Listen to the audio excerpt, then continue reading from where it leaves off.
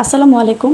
অষ্টম শ্রেণীর সুপ্রিয় শিক্ষার্থীরা, ইতিমধ্যে আমি তোমাদের বাংলা পরীক্ষার প্রথম ক নাম্বার যে কাজটি আছে সেই কাজের ভিডিও আপলোড দিয়েছি। এখন আমি তোমাদের কাজ খ সম্পর্কে আলোচনা করছি।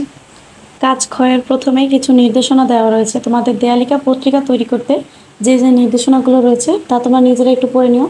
আমি সরাসরি তোমাদের এখানে যে মূল প্রশ্ন উত্তরটা লিখতে হবে সেটা তোমাদের উত্তরগুলো দেখিয়ে দিচ্ছি। প্রথমেই হচ্ছে নিচের কয়েক ধরনের লেখার নমুনা দেওয়া হলো। এখানে 4টি স্টেপ দেওয়া হয়েছে। বিবরণমূলক লেখা, বিদ্যালয় অথবা শ্রেণীকক্ষ অথবা স্কুল মাঠ অথবা পাঠাগারের বিবরণ। এরপর হচ্ছে বিশ্লেষণমূলক লেখা, এখানে বিদ্যালয়ের সামগ্রিক সুযোগ সুবিধা। এরপর হচ্ছে তথ্যমূলক লেখা, এখানে বিদ্যালয়ের গুরুত্বপূর্ণ তথ্য। এরপর হচ্ছে কল্পনামূলক লেখা, কল্পনা নির্ভর লেখা, এখানে বিদ্যালয়কে ঘিরে কোনো গল্প তোমাদের লিখতে বলা হয়েছে। প্রথমে প্রশ্নটি হচ্ছে উপরে যে কোনো একটি ধরন বেছে নিয়ে তোমাদের বিদ্যালয়ের পরিপ্রেক্ষিতে 200 শব্দের মধ্যে একটি রচনা লেখো। উপরের নমুনা বিষয়বস্তুগুলো ছাড়াও নিজ বিদ্যালয়ের যে কোনো বিষয়বস্তু নিয়ে রচনাটি লেখা যাবে। তাহলে তোমাদের এখন একটি রচনা লিখতে হবে। আমি এখান থেকে বিবরণমূলক লেখা সম্পর্কিত আমাদের বিদ্যালয় রচনাটি লিখছি। এখানে প্রথমে বলা হয়েছে আমাদের বিদ্যালয়ের নাম নারায়ণগঞ্জ সরকারি উচ্চ বিদ্যালয়, নারায়ণগঞ্জ জেলার সদরে অবস্থিত। আমাদের বিদ্যালয়টির প্রাচীন নামকরা শিক্ষা প্রতিষ্ঠান হিসাবে যথেষ্ট সুনাম রয়েছে।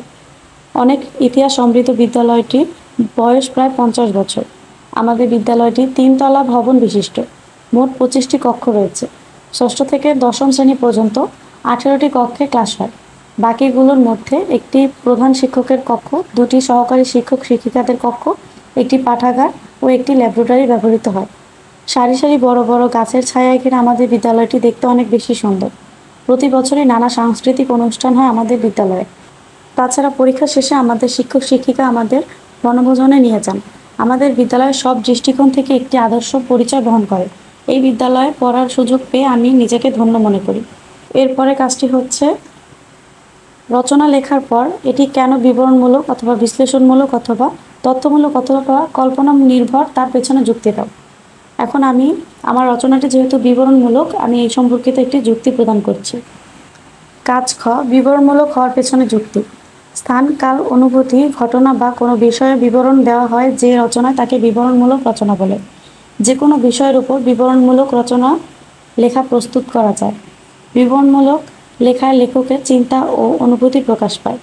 আমার রচনাটি বিবরণমূলক রচনা কারণ আমার রচনায় আমি আমার বিদ্যালয়ের সকল বিষয় নিয়ে বিবরণ দিয়েছি। এরপরে গ নাম্বার কাজটি হচ্ছে তোমার লেখার উপরে রচনার ভিত্তিতে এককভাবে নিজের কাজগুলো করো। প্রথম প্রশ্নটি হচ্ছে 2টি বাক্যের উদ্দেশ্য প্রসারক ও বিধায় প্রসারক চিহ্নিত করো। এরপরে দ্বিতীয় প্রশ্নটি হচ্ছে যে কোনো 10টি শব্দ অভিধানের বর্ণাক্রমে সাজাও। এই দুটো প্রশ্নের উত্তর আমি এখন তোমাদের দেখিয়ে দিচ্ছি। 2টি বাক্যর মধ্যে প্রথম বাক্যটি হচ্ছে অনেক ইতিহাস সমৃদ্ধ বিদ্যালয়টির বয়স প্রায় 50 বছর।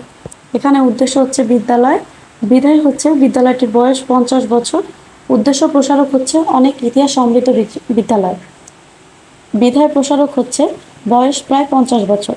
এরপর 2 নম্বর বাক্যটি হচ্ছে সারি সারি বড় বড় গাছের ছায়ায় ঘিরে আমাদের বিদ্যালয়টি দেখতে অনেক সুন্দর।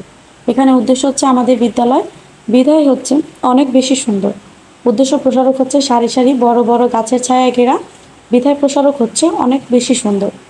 এরপর প্রশ্ন 2-এ বলা হয়েছে 10টি শব্দ নিতে। এখানে 10টি শব্দ হচ্ছে 1 বিদ্যালয়, 2 পড়াশোনা, 3 বছর, 4 গাছ, 5 খুব, 6 শ্রেণীকক্ষ, 7 আমাদের, 8 শহর, 9 বয়স এবং 10 হচ্ছে সুন্দর। এখন এখান থেকে অভিধান অনুসারে সাজিয়ে পাই আমাদের, খুব, গাছ, পড়াশুনো, বছর, বিদ্যালয়, বয়স, শ্রেণীকক্ষ, শহর ও সুন্দর। তো শিক্ষার্থীরা, এই ছিল তোমাদের অষ্টম শ্রেণীর বাংলা বিষয়ের সর্বশেষ প্রশ্নটি। ধন্যবাদ সবাইকে।